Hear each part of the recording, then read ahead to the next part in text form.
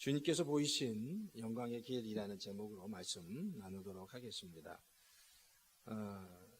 이제 우리가 이제 종려주일입니다. 종려주일에는 이제 고난주간이 시작되고요. 다음 주는 부활주일을 맞이하게 됩니다.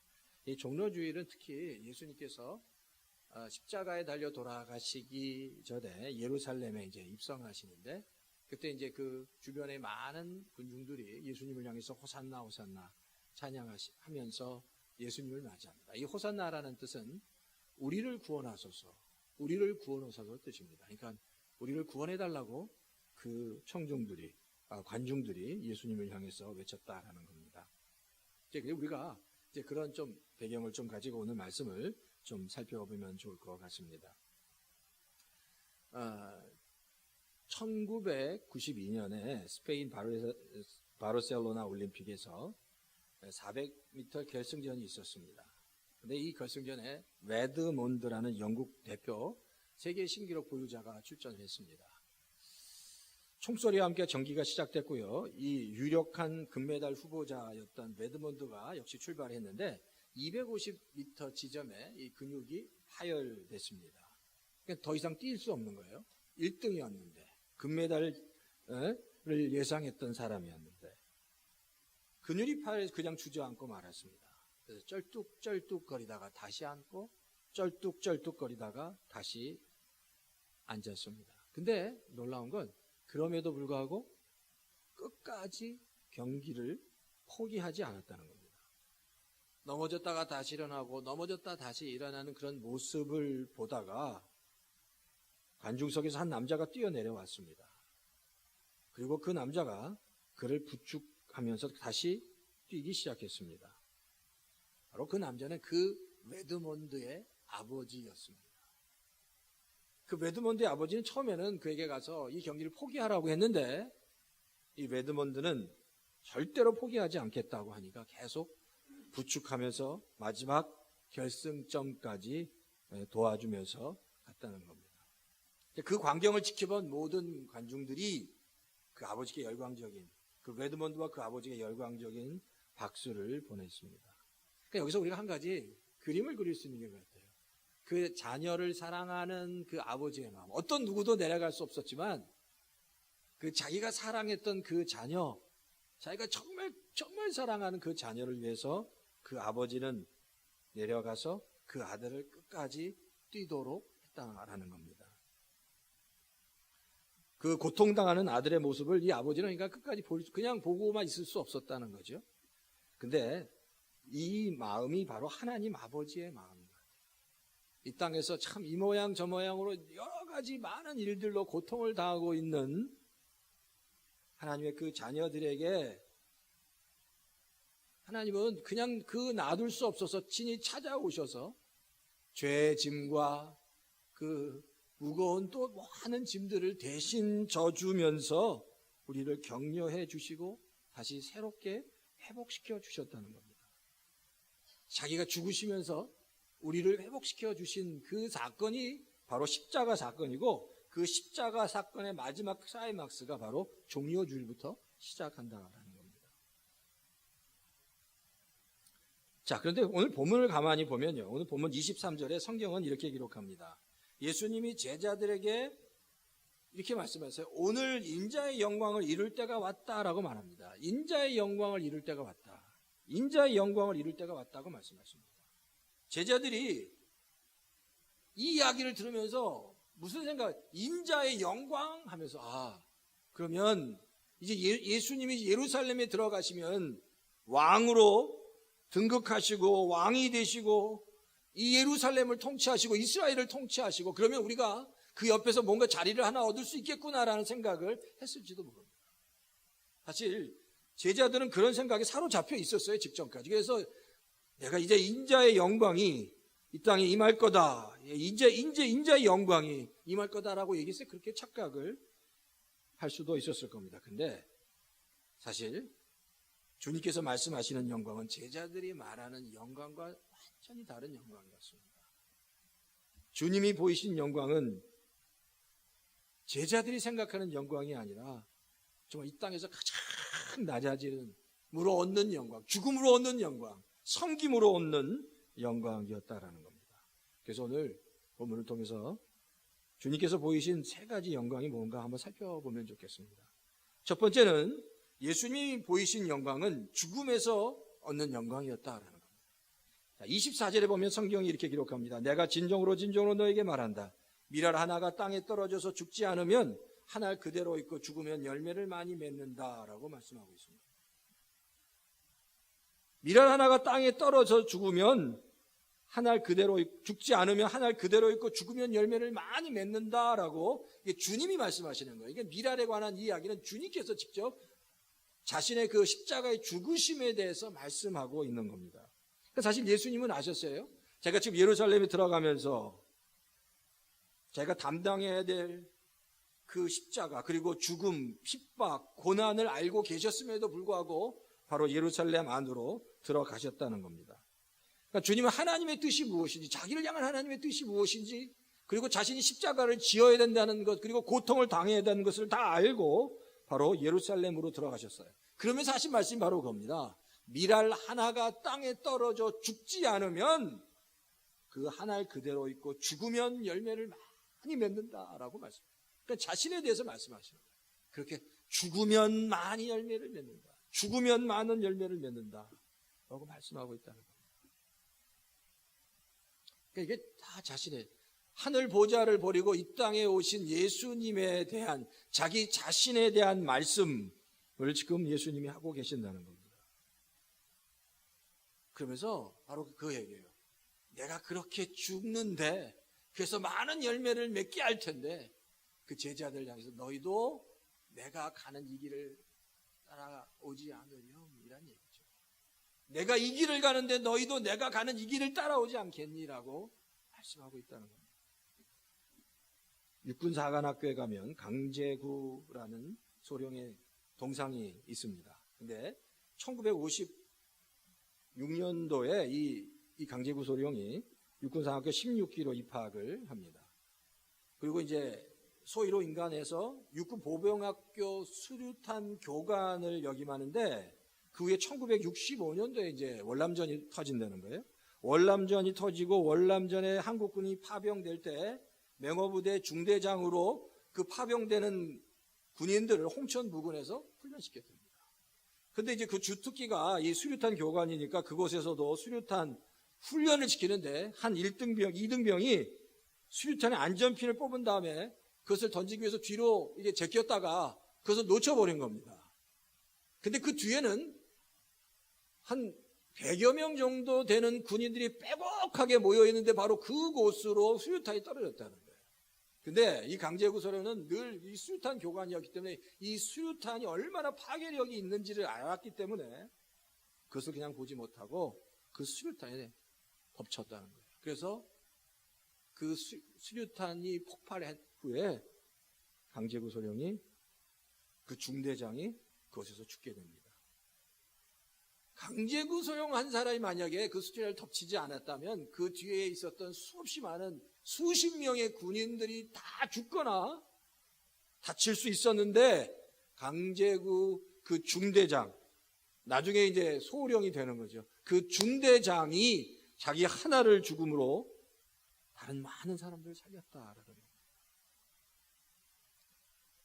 그래서 이 육군사관학교 생도들은 강제구 소령의 그 동상 앞에서 늘 죽음을 생각하고 국가에 대한 충성과 동노회를 생각한다고 합니다. 근데 바로 이 이야기를 주님이 하고 계시는 겁니다. 세상 사람들은 내가 위로 올라가고 내 영광을 위해서 높은 곳에 섬김을 받기 위해서 높은 곳에 올라가려고 하지만 주님은 말씀하십니다. 나는 섬김을 받기 위해서 온 게 아니라 섬기러 왔다. 내가 죽기 위해서 왔다고 말씀하십니다. 그러니까 주님께서 주시는 영광은 죽음을 통해 주시는 영광이라는 거예요.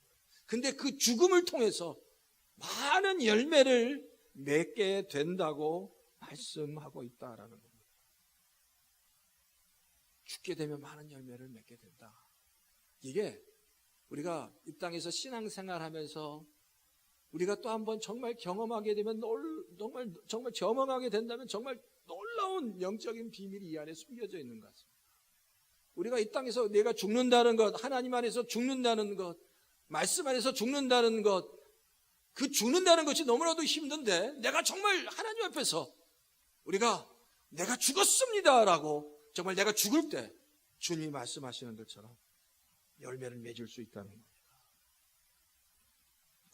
글쎄, 저를 비롯해서 제가 바라는 건 우리의 평생의 삶 가운데 정말 이런 놀라운 영적인 그 은혜, 내가 죽음으로 많은 열매를 맺게 되는 그 놀라운 영적인 은혜들이 저와 우리 성도님들의 삶 속에서 풍성하게 일어나기를 축원합니다.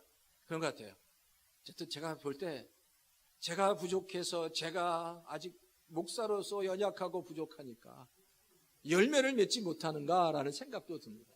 그런데 분명 하나님의 때에 하나님께서 우리가 죽게 될 때 주시는 놀라운 열매, 그 열매를 경험하는 역사가 있기를 축원합니다. 분명히 말씀하셨잖아요. 죽으면 미랄 하나가 죽지 않으면 하나를 그대로 있고 죽으면 많은 열매를 맺는다고 말씀하셨는데 그 놀라운 역사가 우리 열린교회 모든 성도님 가운데 반드시 일어나기를 주의 이름으로 축원합니다. 두 번째는 예수님의 영광은 버림으로 오는 영광이다라는 거예요. 버려야 된다는 겁니다. 버려야 된다. 25절에 성경이 이렇게 기록합니다. 자기 목숨을 사랑하는 사람은 잃을 것이요 이 세상에서 자기 목숨을 미워하는 사람은 영생에 이르도록 그 목숨을 보존하게 될 것이다 라고 얘기합니다. 목숨을 사랑하면 잃고 목숨을 미워하면 버리면 결국 그 목숨을 얻는다는 겁니다. 여기서 자기 목숨을 미워한다는 얘기는 뭐냐면 이겁니다. 예수님보다 나를 더 사랑하지 말라는 겁니다. 예수님보다 나를 사랑하지 말라. 예수님이 그러잖아요. 자기 목숨을 미워해라. 그러면 얻게 되는 거야. 그 얘기가 예수님보다 나를 더 사랑하지 말라는 겁니다. 근데 사실 그렇잖아요. 우리가 예수님 내 자기 목숨을 미워하는 사람이 어디 있습니까? 없어요. 다 사랑하죠.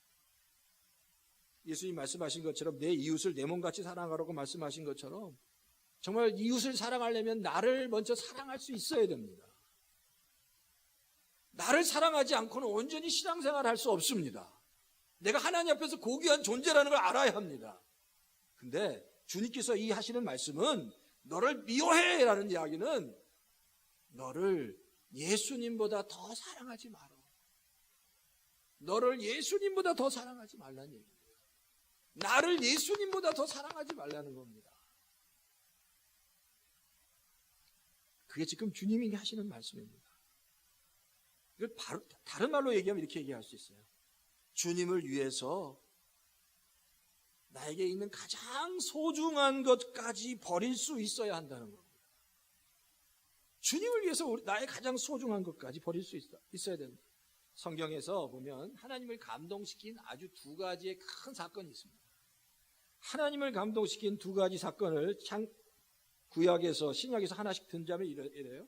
창세기 22장에 보면 아브라함이 자신의 아들 이삭을 하나님께 드린 사건입니다. 이건 하나님을 정말 크게 감동시켰습니다.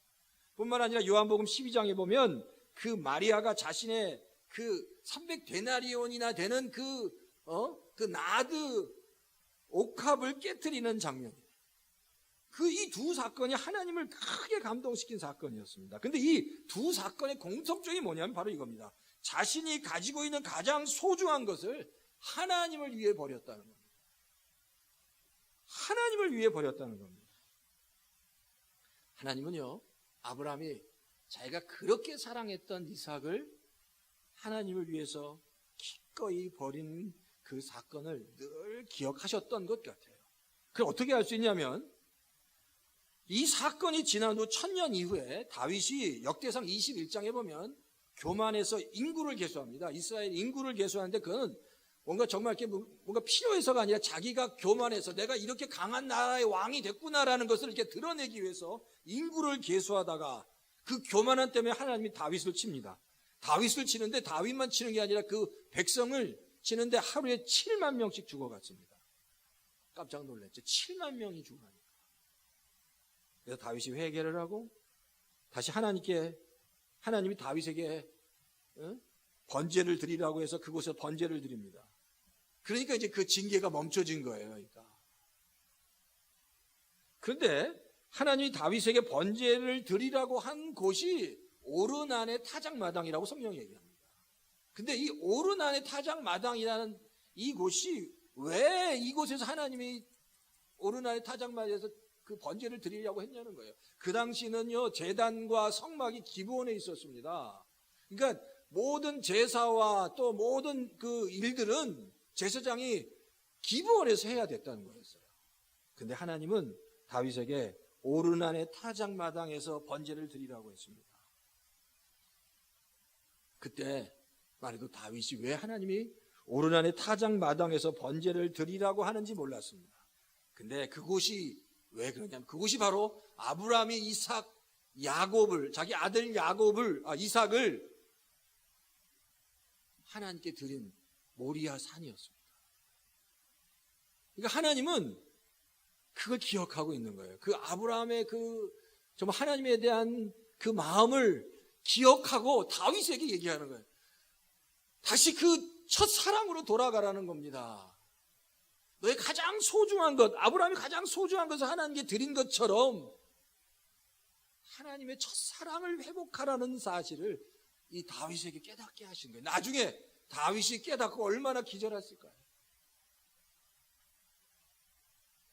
다윗이 그 사실을 깨닫고 정말 제가 생각하기엔 통곡했을 것 같아요.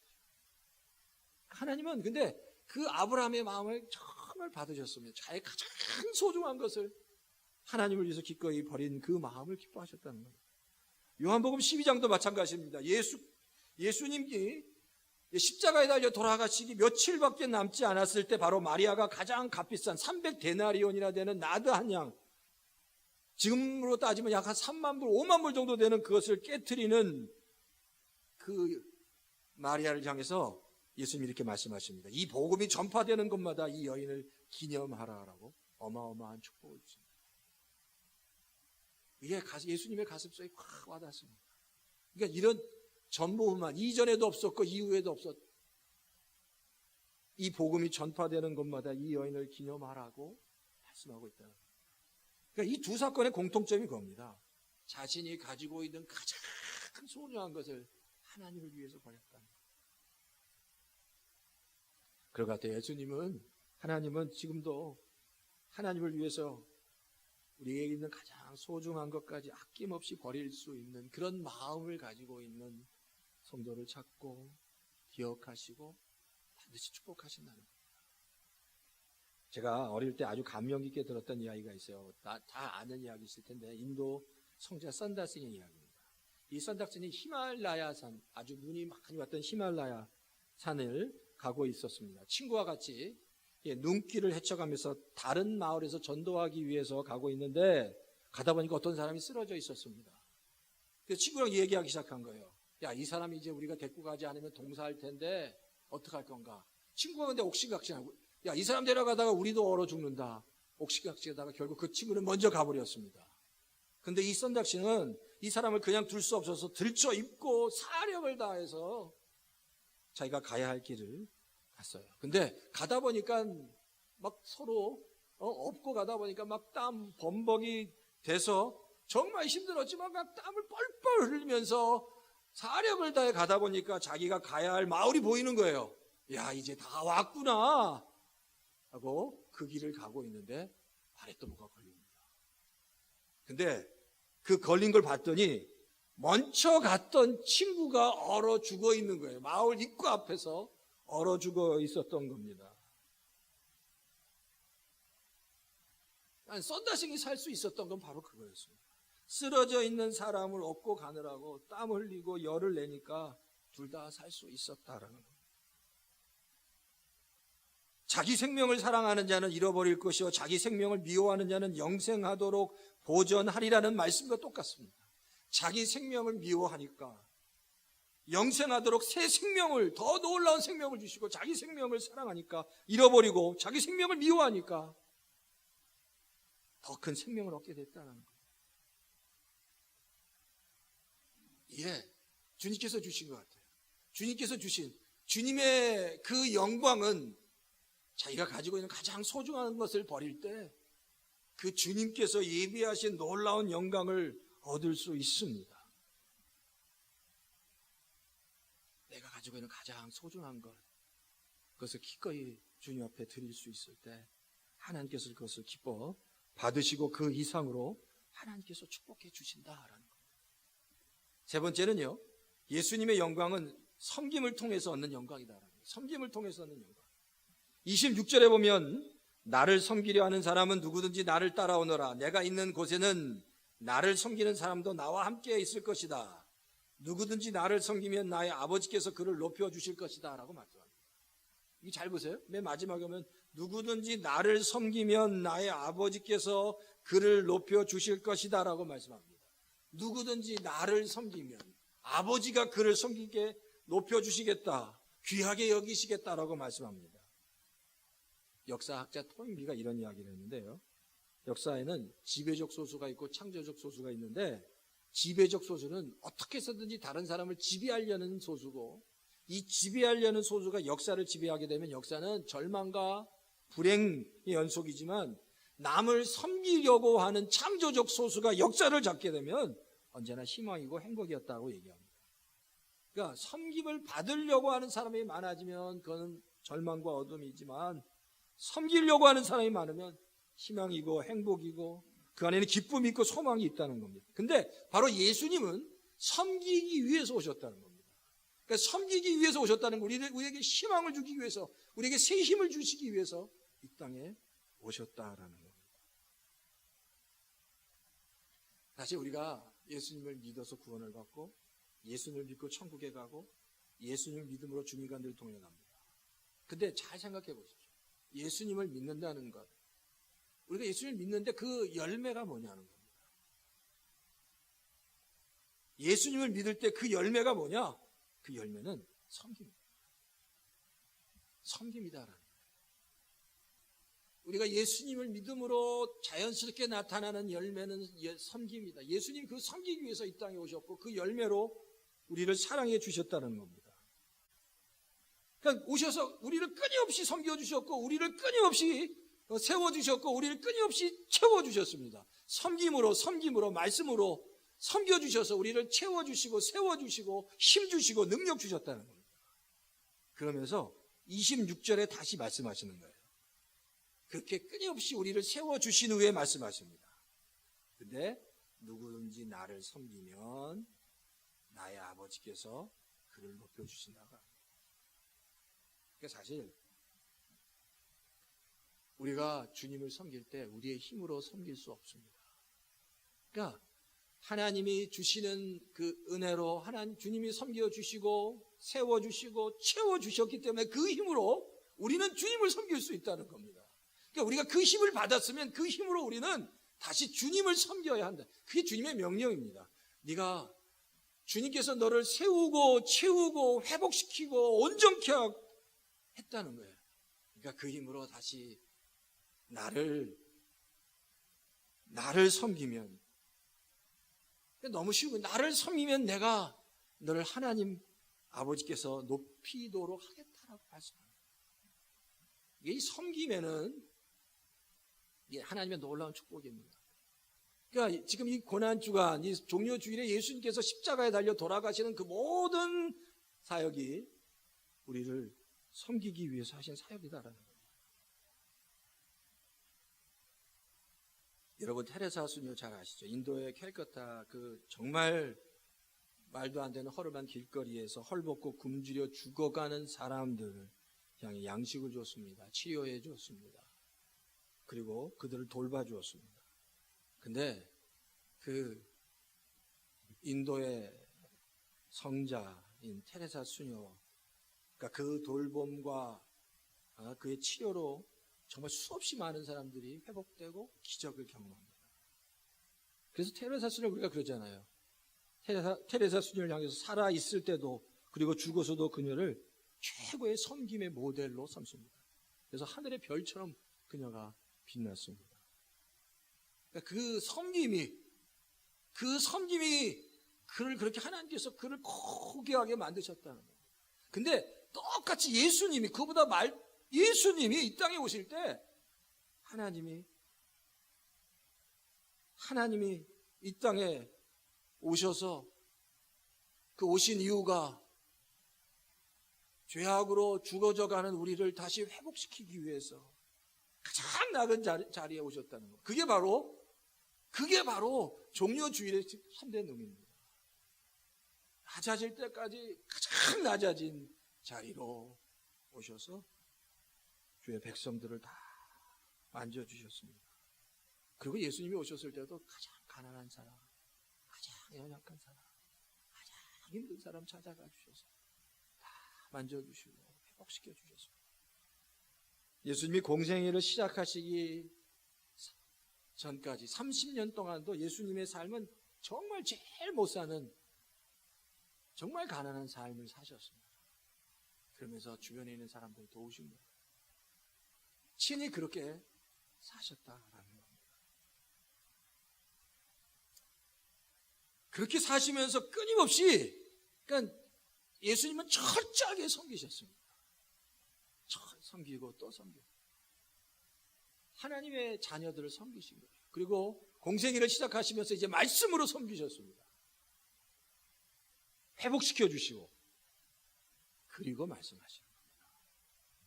오늘 이제 십자가에 달려 돌아가시면서 내가 너희를 섬겼다는 거예요. 삶으로 섬겼고 말씀으로 섬겼다는 겁니다. 너를 세웠다는 겁니다. 그러면서 26절에 마지막 가시면서 이렇게 말씀하시는 거예요. 누구든지 이제 섬김을 받은 그들이 나를 섬기면 내 아버지께서 그를 섬기고 그 아버지께서 그를 귀하게 여겨 주실 것이다 라고 말씀하고 있습니다. 그러니까 우리가 지금 이 종려주일을 맞이하면서 가장 중요한 주님께서 이 땅에 오셔서 십자가에 달려 돌아가시고 죽으신 그 모든 일들이 섬기기 위해서, 우리를 섬기기 위해서 이 땅에 오셨습니다. 근데 놀라운 건 섬긴다는 것은 정말 쉽지 않는 거고, 죽는다는 것도 정말 쉽지 않은 거고, 주님을 위해서 내 모두 가장 소중한 것을 버린다는 것도 다 쉽지 않은 일들입니다. 근데 신앙생활이 다 나를 버리고 죽이고 섬기는 게 쉽지 않은데 주님께서 말씀하십니다. 그거는 네 힘으로 하는 게 아니라 내가 너에게 부어준 힘으로, 내가 너에게 부어준 힘으로 감당하는 거야 라고 말씀하셔요. 네 힘으로 하는 게 아니라 내가 너에게 준 힘으로 하는 거야. 그러면서 다시 말씀, 그리고 그 힘으로 나를 섬기라는 거야. 그 힘으로 나를 섬기라고 말씀하셔요. 그럼 우리가 마지막으로 그럼 보세요. 주님을 섬긴다는 게 뭐냐? 주님을 섬기는 건 교회를 섬기는 거고, 영혼 하나하나를 섬기는 거고, 우리 주변에 있는 연약한 사람들을 섬기는 거예요. 마태복음 25장에 보면 이렇게 말씀하고 있습니다. 여기에 있는 지극히 작은 자 하나에게 한 것이 나에게 한 거라고 말씀합니다.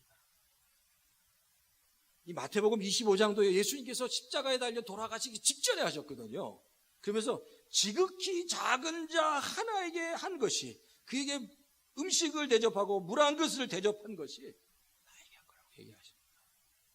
그러니까 우리가 이 땅을 살아가면서 지금 이제 종려주일 앞에서 예수님께서는 가장 최고의 사랑으로 하나님의 자녀를 섬기셨습니다.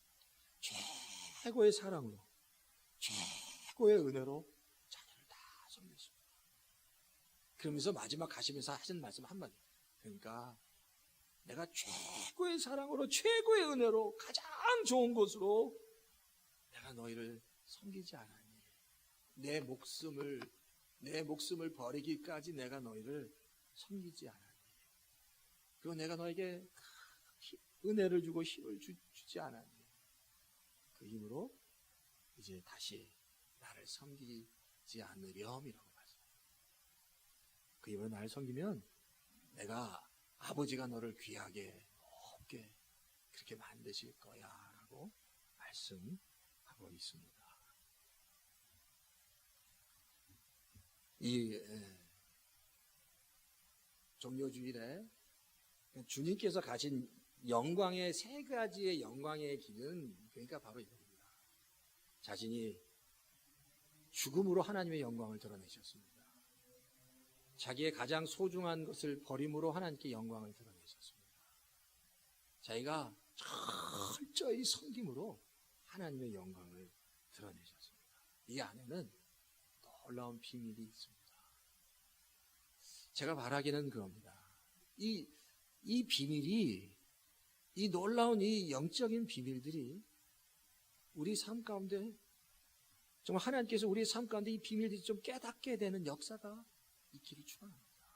언제 어떻게 이 비밀들이 우리의 삶 속에서 열릴지는 모르지만 하나님 정말 이 놀라운 비밀들, 하나님 안에 있는 이 놀라운 축복의 비밀들, 예수님께서 가시면서 우리에게 주신 이 놀라운 영적인 비밀들, 이 비밀들이, 그 놀라운 축복들이 우리 성도님들의 삶 가운데 일어나기를 축원합니다. 어떻게 어떤 방식으로 일어날지 모르겠지만, 우리 교회 어떤 방식으로 어떻게 일어날지는 모르겠지만, 하늘에 밀알이 떨어져 죽음으로 많은 열매를 맺는다라고 주님이 말씀하신 것처럼 하나님께서 하시겠죠. 저는 뭘 어떻게 하실지 모르겠지만 하나님께서 하실 줄 믿습니다. 그 말씀대로 죽을 때 하나님께서 그렇게 하실 겁니다. 이번 한 주간 동안 주님께서 당하신 고난 우리가 묵상하면서 하나님, 그 주님께서 보이신 영광의 길, 하나님 그 길을 내가 가기 원합니다. 하나님, 그런데 내 힘으로 할 수 없습니다. 하나님께서 은혜 주셔야 되고 힘 주셔야 됩니다. 하나님 그 길 내가 그 영광의 길 갈 수 있게 도와주십시오. 그래서 정말 놀라운 은혜 경험할 수 있게 해주십시오 라고 고백하시는 우리 열린교회 모든 성도님 다 되시기를 주의 이름으로 축원합니다.